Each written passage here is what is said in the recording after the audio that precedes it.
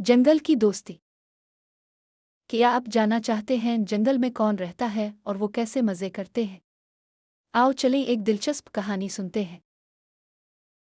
जंगल का बादशाह शेर बादशाह था। वो सब जानवरों से बहुत प्यार करता था। वो हर सुबह कहता, सबको सलाम, सब खुश रहें, ये है मेरा काम। जंगल में हिरन, बंदर, हाथी, खरगोश, तोता और लोमड़ी सब रहते थे। वो सब मिलकर खेलते, हंसते और मज़े करते थे। क्या आपके भी जंगल जैसे दोस्त हैं?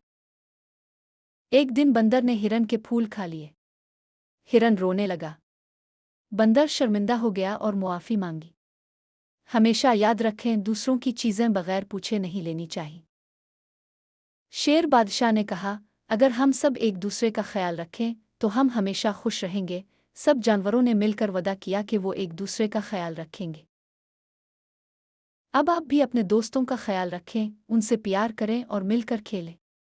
इस वीडियो को लाइक करें और अपने दोस्तों के साथ शेयर करें ताकि वो भी दोस्ती का मतलब समझ सके। और हाँ, हमारे चैनल को सब्सक्राइब करना मत भूलें ताकि आपको ऐसी मज़ीद मज़ेदार कहानियाँ मिलती रहें।